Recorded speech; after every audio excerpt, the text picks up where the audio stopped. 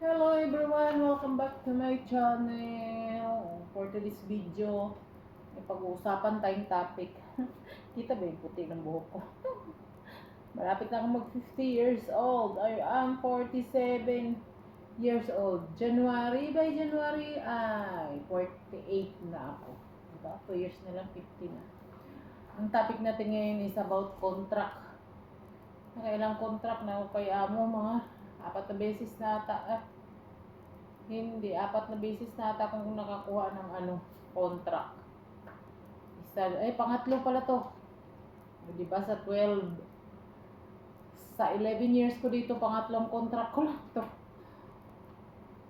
Pangatlong renew ko pa lang kasi na dati nag-extend na ako ng ng 5 taon nung pandemic, hindi ako nauwi. Nung una kong kuha, 2016. Tapos nung pangalawa, ay 2016 after pandemic 2020 basta mga ganun. Pangatlo pa ata ko yung contract na yun. 2022, 2023. 5 years ako nag-extend bago nakauwi. 2023 yata yun, tas 2024 2023 yata huli ko, 2022, tapos 23 umuwi ako, hindi na ako nag-renew kasi 1 year lang naman yun. Tapos ngayon, ito pangatlong contract ko to. Alam ba yung contract dito sa Qatar, ha? Aware ata yung iba, pero ako ngayon ko lang nalaman talaga na ang contract dito ay binibenta. May nakalagay dito, not for sale. Pero pagpunta talaga dito sa embassy, sa embahada, binibenta to 15 real, kumbaga 160 pesos sa Pilipinas. Ha, kalain mo yun, no? Nagulat ako, pangatlong kuha ako ng kontrata ngayon, binibenta na ang kontrata kahit may nakalagay na not for sale. Hindi ako aware doon, nagulat ako nung kumuha ako kasi last kong kuha, binibigay lang to sa my guard. Ngayon alam mo, binibenta, pinapasa-pasa doon sa labas daw, hindi sa mismong hindi to sa mismong embassy. Ano ba yung tawag dito? Embassy yata yun, OWA. Dito sa sa Polo OWA. Polo OWA ang tawag dito. Sa Polo OWA, wala mismo sa Polo OWA ang kukuhanan ng contract. Doon sa labas, pinagpasa-pasa. Pagdating sa labas, kaya pala siguro nila nilalagay sa labas kasi binibenta sa labas 15, 15 real. Nagulat ako, may tindahan sila na binibentahan nito pero nakalagay dito not for sale. Nakagulat-gulat, iba na pala ngayon ang bagong Pilipinas. Pati kontrata. Kaya nyo, sayang din yung 15 real Sayang din yun, tapos kukuha ka ng kontrata, may bayad. Nagulat ako doon, may tindahan sila doon nilalagay Hindi ko alam bakit kaya. Pag uwi ko, nagtatanong ako sa kasama ko, sila din palang kumukuha, may bayad pala. Sabi ko, nagulat ako talaga doon pagpunta ko kasi last kong kuha, paiba-iba kasi sila ng building. Dati yung building katabi ng office ng amo namin. Tapos dito, may malapit dito sa amin. Paiba-iba sila ng building Yung ko bakit paiba-iba sila ng building. Last kong kuha dun sa building na katabi ng office ng amo namin. Walang bayad. Sa guard to kinukuha. Ngayon dito, walang guard. Wala nang guard ata dito Hindi ko nakita may guard doon sa loob Tapos doon sa information nila, wala na rin. Sabi doon daw sa labas, kalain mo yun Naunsa naman ano namang problema sa atin, taga-Qatar.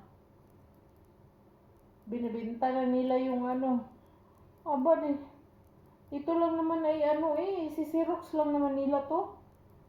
Grabe talaga, nagulat ako, bakit pagpunta ko doon, pagbalik ko dito, kasi magre-renew nga at ako iuwi.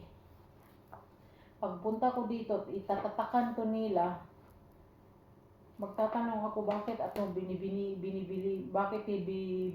itong kontrata na to at saka bakit hindi mismo sa Polo OWA ang bigayan ng ng kontrata. Dapat talagang kontrata ay doon sa Polo Owa. Nagulat naman ako na sa labas ng ano ngayon, kontrata. Anong ginagawa doon sa labas ng kontrata? Nga nandito man sa loob yung Polo Owa, sa labas. Sa labas ng tindahan, as in doon kami binibili to. Tapos yung yung mga driver doon na nangagabang mga Pinoy, nagbebenta na rin ng kontrata. Oh. Kaysa pupunta pa doon sa may tindahan nila napakalayo ituturo. Ay, yung iba nabili na lang sa mga driver. Kaya pala nagulat ako kukuha ka ba ng kontrata? Kukuha. Sa dito ka lang bumili sa akin, 15 lang to. Kasi doon ka bumili sa kanila 35. Ha? Sabi ko, ha? Bakit? Bakit binibili na ang kontrata ngayon? Hindi sila makapagsalita. Tignan mo yung yung mga driver diyan sa Qatar sa harap ng Polo Owa. Nagkalat to sa mga driver. As in, nagkalat, binibenta nila to.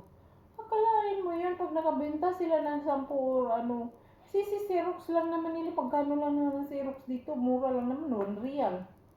Tapos binibenta nila, kitsi. Ibig sabihin, 1, 2, kung may sarili silang printer, itong mga ito, di, kuhang-kuha pala nila yung pera. Pagkano ang kinikita nila dito? Gulat na gulat naman ako pati mga driver sa labas ng mga nagbebenta ng kontrata. Nakalagay talaga, hindi ako makamove on. Bakit basta pagpunta ko uli doon, tatanong ko talaga bakit binibili tong kontrata na at saka binibili ang kontrata nito. Ito pa ang problema. Ang problema ko ngayon, pinapapirmahan ko ng amo ko. Sa sobrang katamaran ng amo ko, 2 gives. Tingnan mo, grabe katamad. Pagpirma pala ang 2 gives. May last page na maraming pirmahan. Ito, last page nila. Sabi ng amo ng mga lalaki, ibigay daw kay madam papipirmahan. Diba next week flight ko na. Wala pa akong ticket hanggang ngayon. No? Ngayon ko lang din napansin. Naisip ko, ano ba itong kontrata na to, binibili ko pa. Tapos dito, pag pinapapirmahan mo sa amo, sa sobrang katamalan, 2 gives. 2 gives. Grabe talaga. Sana naman yung mga ano na nangyari sa mundo ngayon? Pati kontrata, 2 gives. 2 gives ang pirmahan, oo. Kasi dito maraming pirmahan siya Sabi niya sa akin, ibigay mo yan kay madam, siya na magpirman yan. Akalain mo yun, di ko maintindihan. Ang nainis na ako. Kasi pauwi na ako at ako'y wala pang ticket. Ng petsa. Grabe yung nainis pa ako sa kontrata, binibili. Tapos pag-pirma ng amo, 2 gives pa. Diba? Ang galing naman ng mga hindi ko maintindihan ang may mga tama na ba or something. Uy, Diyos ko po. Basta pagdating ko doon sa embassy sa Polo Owa. Iba kasi yung embassy dito. Hiniwalay na yung embassy at saka Polo Owa. Dati iisa lang ang embassy at Polo Owa sa kabila. Ngayon, hiwalay na ang building. Ang building ng embassy doon sa kabila. Ang building ng Polo Owa dito din. Diba magkaiba na? Ito lang. Ito lang mga hinanakit ko sa buhay. Binibili ko. Sayang din yung 15. Sayang din yung 15 real. 160 na yun sa Pilipinas. Ngayon lang ako na-inform. Gulat naman ako 15 not for sale pa ang nakalagay. Basta pagdating ko dun, ireklamo ko to. Tatatakan naman to. Magreklamo ko. Papipirman ko pa to sa amo ko, ginawa pang 2 gives. Hanggang dito na lang. Thanks for watching. Bye bye. See you in the Philippines next week.